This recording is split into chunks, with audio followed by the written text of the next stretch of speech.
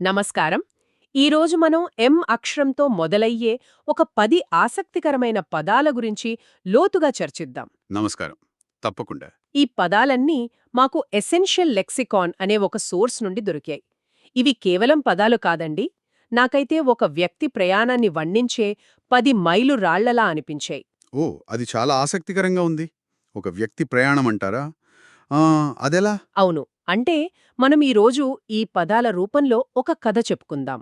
ఒక కొత్త ఆలోచనతో మొదలయ్యే ఒక వ్యక్తి దారిలో వచ్చే అడ్డంకులను దాటి విజయాన్ని ఎలా సాధిస్తాడో ఆ కథను ఈ 10 పదాలతో అర్థం చేసుకునే ప్రయత్నం చేద్దాం. బావుంది. ఈ ఐడియా చాలా బావుంది. మరి మన కథానాయకుడితో మొదలు పెడదామా? తప్పకుండా. కథ మొదలవ్వాలంటే ముందు ఒక హీరో ఉండాలి కదా! ఆ హీరో లక్షణం మన మొదటి పదంలోనే ఉందనుకుంటా. అవును, మన మొదటి పదం మ్యావరిక్. మ్యావరిక్ అంటే స్వతంత్రంగా ఆలోచించే వ్యక్తి. మ్మ్, ఉన్న దారిలో కాకుండా కొత్త దారిలో వెళ్ళేవాడనమాట. సరిగ్గా చెప్పారు. సోర్స్లో ఒక ఉదాహరణ కూడా ఉంది. అతను ఆ పరిశ్రమలో ఒక మ్యావరిక్గా ప్రసిద్ధి చెందాడు. వినడానికి చాలా గొప్పగా అనిపిస్తుంది. స్టీవ్ జాబ్స్, ఎలాన్ మస్క్ లాంటి వాళ్ళు గుర్తొస్తారు వెంటనే. నిజమే.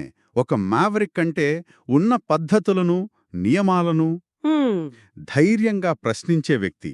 వాళ్ల వల్లే కదా ప్రపంచంలో గొప్ప మార్పులు, ఆవిష్కరణలు వస్తాయి. అవునవును. టెక్నాలజీ ప్రపంచంలో స్టీవ్ జాబ్స్ ఒక అద్భుతమైన మ్యావరిక్. అందరూ కీబోర్డులతో ఫోన్లు తయారు చేస్తుంటే ఆయన టచ్ స్క్రీన్తో వచ్చి మొత్తం మార్కెట్నే మార్చేశారు. అదొక మ్యావరిక్ ఆలోచన. అయితే ఇది ఎప్పుడూ పాజిటివ్ అనే అనుకోవచ్చా? అంటే మ్యావరిక్ అనేది మంచి పదేనా? ఆ ఇక్కడే అసలు విషయం ఉంది.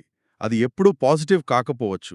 ఎందుకంటే నియమాలను ప్రశ్నించడం మంచిదే, కానీ కొన్నిసార్లు నియమాలను ఉల్లంఘించడం ప్రమాదకరం. ఓహో, అంటే ఒక మ్యావరిక్ను పొగిడినట్టే పొగిడి విమర్శించవచ్చన్నమాట.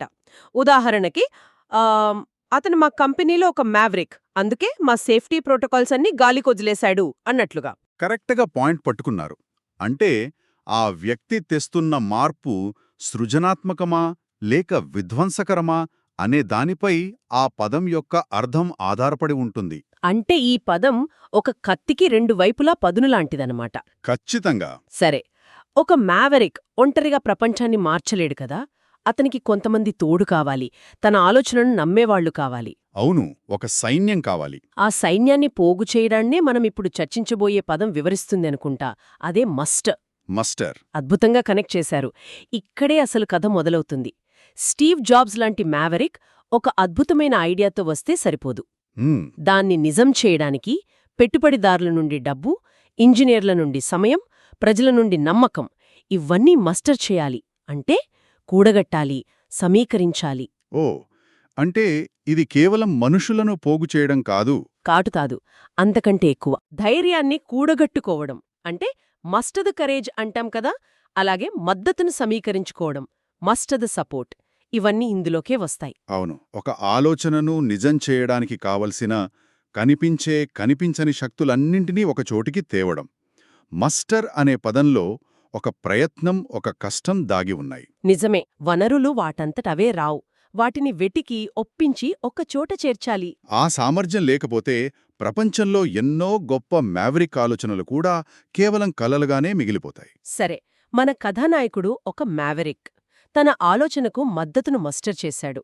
మరి ప్రతి కథలో హీరోకి ఒక విలన్ ఉంటాడు కదా. ఉంటాడు. మన ప్రయాణంలో ఎదురయ్యే అడ్డంకులు ఎలా ఉంటాయి? ఇక్కడే మన మూడో పదం వస్తుంది అనుకుంటున్నాను. మెలిషియస్. సరిగా చెప్పారు. మెలిషియస్ అంటే ఉద్దేశపూర్వకంగా హాని కలిగించడం. ఇక్కడ ఉద్దేశం అనేది చాలా చాలా ముఖ్యమైన పదం. ఎందుకు? ఎందుకంటే ప్రమాదవశాత్తు జరిగే తప్పు వేరు, కావాలని చేసే ద్రోహం వేరు. ఆ తేడానే ఈ పదం చూపిస్తుంది. మనం రోజూ వినే మాల్వేర్ అనే పదం కూడా మాలిషియస్ సాఫ్ట్వేర్ నుండి వచ్చింది. ఓహో, అవును కదా. అంటే ఆ వైరస్లు, హానికరమైన ఫైల్స్ పొరపాటును పుట్టలేదు. ఎవరో ఒకరు మన డేటా దొంగిలించడానికి, మన కంప్యూటర్ను పాడుచెయ్యాలనే చెడు ఉద్దేశంతోనే వాటిని సృష్టించారు. ఖచ్చితంగా. మన కథలో మన మావరిక్ ఎదుగుదలను చూసి ఓర్వలేని పోటీదారులు అతనిపై మాలిషియస్ పుకారులను వ్యాప్తి చెయ్యవచ్చు. డిజిటల్ ప్రపంచంలోనే కాదు, నిజ జీవితంలో కూడా ఈ పదం చాలా శక్తివంతమైనది. చట్టపరంగా చూస్తే ఒక చర్య మాలిషియస్ అని నిరూపితమైతే శిక్ష చాలా కఠినంగా ఉంటుంది. ఎందుకంటే అది నిర్లక్ష్యం కాదు, దుష్ట సంకల్పం కాబట్టే. అవును. ఒక మాలిషియస్ చర్య యొక్క పర్యవసానం చాలా తీవ్రంగా ఉండొచ్చు. అది మన తర్వాతి పదానికి దారితీస్తుంది. మేం. MEAIM మెయిమ్ అంటే తీవ్రంగా గాయపరచడం. లేదా అంగవైకల్యం కలిగించడం. అవును. ఉదాహరణ, ఆ ప్రమాదంలో చాలామంది ప్రయాణికులు తీవ్రంగా గాయపడ్డారు. ఈ పదం వింటుంటేనే చాలా బలంగా, భయంకరంగా ఉంది. అవును, ఇది చాలా తీవ్రమైన పదం. చిన్న చిన్న గాయాలకు దీన్ని వాడరు. ఒక వ్యక్తి శరీరాన్ని శాశ్వతంగా దెబ్బతీయడాన్ని ఇది సూచిస్తుంది. అయితే ఇక్కడ ఒక ముఖ్యమైన విషయం గమనించాలి. ఏంటది? మెయిమ్ అనేది పర్యవసానాన్ని మాత్రమే వివరిస్తుంది, కారణాన్ని కాదు. ఆ గాయం ఒక మాలిషియస్ దాడి వల్ల కావచ్చు, లేదా ఉదాహరణలో చెప్పినట్లు ఒక యాక్సిడెంట్ వల్ల కూడా కావచ్చు. ఆ ఇక్కడ మాకొక ప్రశ్న వస్తోంది. మెయిమ్ అనేది కేవలం శారీరక గాయాలేకే పరిమితమా? హ్మ్, మంచి ప్రశ్న.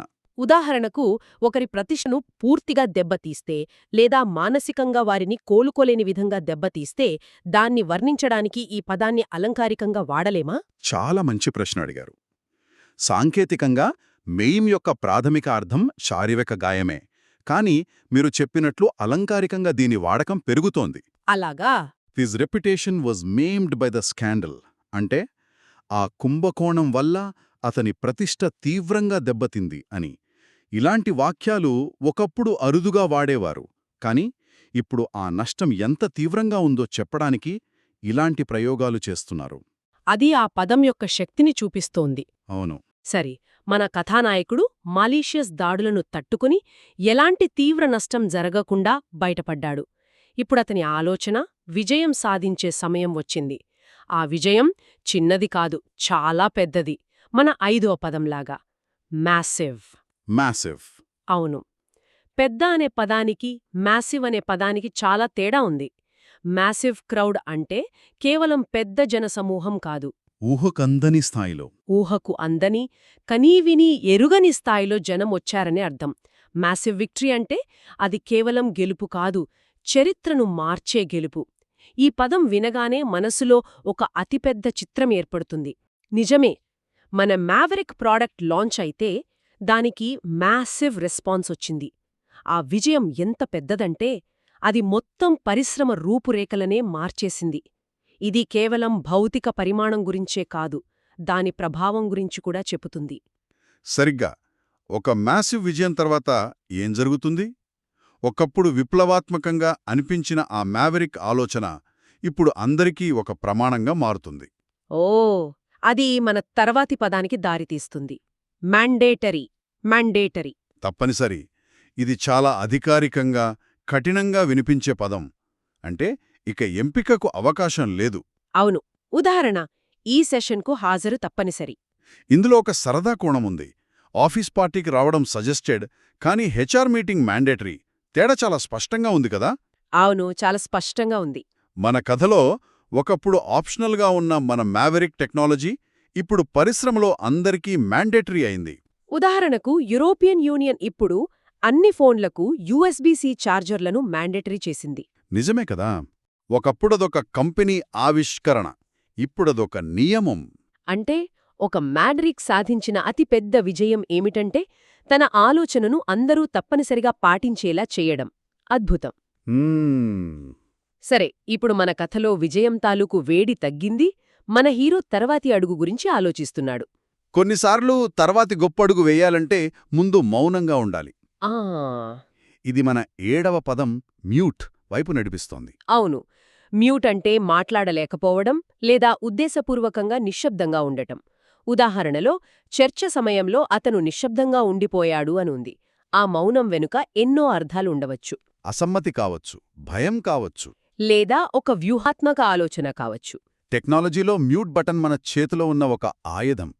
ఎప్పుడు మాట్లాడాలో, ఎప్పుడు మౌనంగా ఉండాలో తెలియడమే తెలివి. ఆ మౌనంలో అతనేం చేస్తున్నాడు? బహుశా మన తర్వాటి పదం మెడిటేట్ చేస్తున్నాడేమో.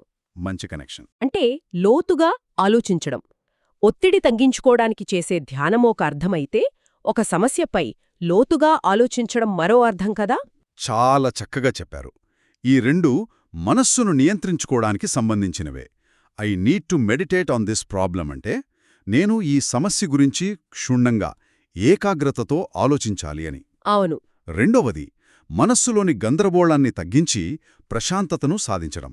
మన మ్యావరిక్ తన తర్వాతి అడుగు కోసం ఈ 2 రకాల మెడిటేషన్ చేస్తున్నాడు. ఒకటి బయటి ప్రపంచం కోసం, మరొకటి తన లోపలి ప్రపంచం కోసం. అంటే మ్యూట్ అనేది శబ్దాన్ని నియంత్రిస్తే మెడిటేట్ అనేది ఆలోచనలను నియంత్రిస్తోంది. చాలా బాగుంది. సరే, ఇప్పుడు మన ప్రయాణం చివరి అంకానికి వచ్చింది. విజయం సాధించిన తర్వాత ప్రపంచం ఎప్పుడూ స్పష్టంగా ఉండదు. కొన్నిసార్లు వ్యవహారాలు క్లిష్టంగా, అస్పష్టంగా మారతాయి. ఇక్కడే మన 9వ పదం వస్తుంది, మర్కీ.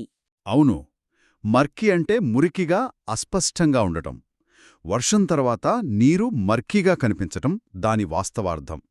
కానీ దీని అలంకారిక ఉపయోగం చాలా శక్తివంతమైనది. అదెలా? అనుమానాస్పదంగా, నైతికంగా ప్రశ్నించదగిన పరిస్థితులను వర్ణించడానికి దీన్ని వాడతారు. నిజమా?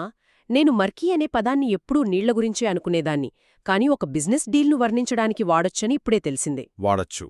మర్కీ బిజినెస్ డీల్స్ లేదా హిజ్ మర్కీ పాస్ట్ అంటే అతని అస్పష్టమైన గతం అన్నప్పుడు అక్కడేదో దాస్తున్నారని, అది పారదర్శకంగా లేదని అర్థమవుతుంది. ఓహో, అంటే అక్కడేదో తేడాగా ఉందన్నమాట. సరిగ్గా. మర్కీ అనే పదం కేవలం అస్పష్టతను మాత్రమే కాదు, దానితో పాటు ఒక రకమైన ప్రమాదాన్ని లేదా అనైతికతను కూడా సూచిస్తుంది. అందుకే రాజకీయ కుంభకోణాలను, ఆర్థిక మోసాలను వివరించేటప్పుడు ఈ పదాన్ని ఎక్కువగా వాడతారు. మన కథానాయకుడు ఇప్పుడు అలాంటి మర్కీ వాటర్స్లో ఈదుతున్నాడు. అవును. ఈ అస్పష్టత నుండి మనం ఒక ఆసక్తికరమైన గందరగోళానికి ప్రయాణిద్దాం. మన జాబితాలో చివరి పదం మిస్టిఫై. మిస్టిఫై అర్థం గందరగోళపరచడం లేదా అయోమయానికి గురిచేయడం. ఉదాహరణ: ఇంద్రజాలికుడి ట్రిక్స్ ప్రేక్షకులను అయోమయానికి గురిచేశాయి. ఇక్కడ తేడాను గమనించండి. మర్కీ పరిస్థితిలో ఉన్న అస్పష్టత ప్రతికూలమైనది, మోసపూరితమైనది. కాని మిస్టిఫై చేయడం అలా కాదు. మిస్టిఫై చేయడంలో ఉన్న గందరగోళం ఆశ్చర్యాన్ని, అద్భుతాన్ని కలిగిస్తుంది. ఒక ఇంద్రజాలికుడు లక్ష్యం మనల్ని మిస్టిఫై చేయడమే. అది ఎలా జరిగిందో అర్థం కాకుండా చేసి మనల్ని ఆశ్చర్యంలో ముంచెత్తడం. అంటే మన మ్యావరిక్ తన తర్వాతి ఎత్తుగడలతో పోటీదారులను పూర్తిగా మిస్టిఫై చేశాడు. బాగుంది. వాళ్ళకి అతను ఏం చేస్తున్నాడో, ఎలా చేస్తున్నాడో అర్థం కాకుండా చేశాడు. ఇది ఒక రకమైన వ్యూహం. అతని చర్యలో పోటీదారులకు మర్కీగా, అనుమానాస్పదంగా అనిపిస్తే మార్కెట్కు మాత్రం ఒక మ్యాజిక్ ట్రిక్లా మిస్టిఫై చేశాయి. వావ్! ఆ రెండింటినీ కలిపి మీరు చెప్పిన విధానం అద్భుతంగా ఉంది. ఒకటి చీకటి వైపు చూపిస్తే మరొకటి అద్భుతం వైపు చూపిస్తుంది. మన మ్యావరిక్ ప్రయాణం ఒక సంపూర్ణ వృత్తాన్ని పూర్తి చేసింది. అవును. ఈ 10 పదాలతో మనమొక అద్భుతమైన కథను చూశాం. ఒక మ్యావరిక్ ఆలోచనతో మొదలై, మద్దతును మస్టర్ చేసి, మాలీషియస్ అడ్డంకులను దాటి, తీవ్రంగా గాయపడకుండా, అంటే మేం కాకుండా తప్పించుకొని, మ్యాసివ్ విజయాన్ని సాధించి, తన ఆవిష్కరణను మ్యాండేటరీగా మార్చి, సరైన సమయంలో మ్యూట్గా ఉంటూ, తర్వాతి అడుగు కోసం మెడిటేట్ చేసి, క్లిష్టమైన మర్కీ వ్యవహారాలను దాటుకుని, చివరకు తన పోటీదారులను మిస్టిఫై చేశాడు. ఈ విశ్లేషణ నుండి మనం గ్రహించాల్సిన ముఖ్య విషయం ఏమిటంటే, పదాలు కేవలం అక్షరాల సమూహాలు కావు. అవి మానవ అనుభవాలను, వ్యూహాలను, విజయాలను, వైఫల్యాలను వర్ణించే శక్తివంతమైన సాధనాలు. నిజమే. ఈ 10 పదాలు ఒక వ్యక్తి ప్రయాణాన్ని ఎంత అళగా పట్టి చూపించాయో మనం చూశాం. నిజంగా అద్భుతమైన ప్రయాణం. ఈ చర్చను ముగించే ముందు వినేవారి కోసం ఒక ఆలోచన. తప్పకుండా. ఈరోజు మనం చెప్పుకున్న కథను, ఈ పదాల ప్రయాణాన్ని చూశాక, నిజమైన విజయం అనేది స్పష్టమైన నియమాలతో కూడిన దారిలో, అంటే మ్యాండేటరీగా నడవటమంటారా? లేక ఇతరులకు అర్థం కాని, అద్భుతంగా అనిపించే అస్పష్టమైన దారులను, అంటే మిస్టిఫై చేస్తూ సృష్టించడం అంటారా? దీని గురించి ఆలోచించండి.